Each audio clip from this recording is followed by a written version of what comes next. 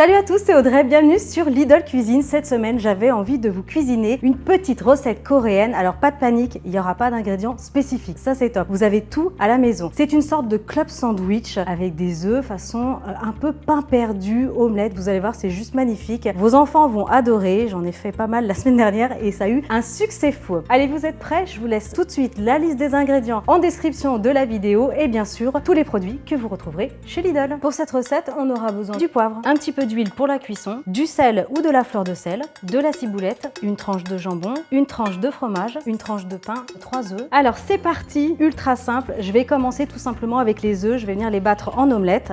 Alors c'est une recette que j'ai découvert en regardant des dramas. Je suis fan de dramas coréens et je mets les coquilles avec. Pour ceux qui ne connaissent pas les dramas coréens, c'est des séries de généralement 16-21 épisodes. C'est assez court, c'est vachement bien. Franchement, si vous ne connaissez pas, foncez. Le fouet. Donc je vais les battre en omelette. Évidemment, quand j'ai vu ça dans les dramas, j'ai eu envie de reproduire cette recette. Idéal, franchement, petit déjeuner, le soir, quand vous avez la flemme. Pour un petit brunch le dimanche, valeur sûre. Et franchement, même pour emporter au travail, ça le fait. Dites-moi en commentaire du coup si vous aussi vous regardez des dramas coréens, parce qu'il y a les dramas coréens, chinois, japonais, il y en a plein, mais les coréens, moi j'avoue que j'adore. J'ajoute un petit peu de fleur de sel, poivre, j'adore, j'en ai peut-être mis beaucoup. Allez, on remélange. Le plus dur est fait, franchement, vous allez voir. Je vais passer maintenant à la cuisson sur un feu moyen vif. Je vais placer l'huile. Alors l'huile ou le beurre, hein, c'est comme vous le sentez. De l'huile de tournesol, pépins de raisin, ça fonctionne. Donc je vais juste laisser monter un petit peu en température. Donc c'est parti, je vais placer les jaunes battus en omelette. Je vais couper en deux la tranche de pain. Et alors là, il faut être un petit peu rapide. Je les trempe d'un côté et ensuite je les retourne. Et là, je vais laisser tranquillement, vraiment sur un feu moyen. N'hésitez pas à baisser si ça va trop vite. On va laisser déjà dorer un premier côté. La Corée, moi, je la connais vraiment à travers les dramas parce que je connais plus le Japon. Ça fait 20 ans que je voyage au Japon. Mais j'ai ma meilleure amie qui est mariée avec un Coréen.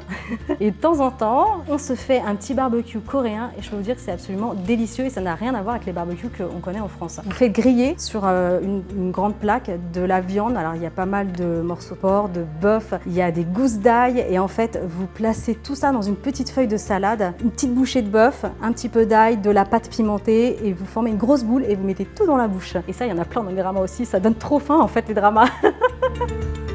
En tout cas, n'hésitez pas à me dire en commentaire si vous voulez d'autres recettes coréennes. Si ça vous intéresse, ça serait avec plaisir que j'en ferai. Je reprends la base de mon omelette. Donc là, c'est bien doré. Vous voyez, les pourtours se soulèvent, donc c'est impeccable. Même si c'est encore un petit peu humide au milieu, c'est absolument pas grave. Donc là, petite opération délicate, il faut tout retourner d'un seul coup. Une fois que c'est retourné, c'est là que vous allez garnir. Je vais placer la tranche de jambon sur un côté, le fromage. Je suis toujours sur un feu moyen vif. Et là, n'hésitez pas à casser votre omelette et vous allez plier à son portefeuille. On rabat les 4 côtés et vous allez obtenir un beau carré impeccable. Et une fois que c'est fait, je vais y arriver à rabattre ce côté, on va venir replier la préparation. Et là, je vais laisser fondre tranquillement le fromage. Je vais baisser le feu sur un petit feu doux quand même, garder un œil dessus.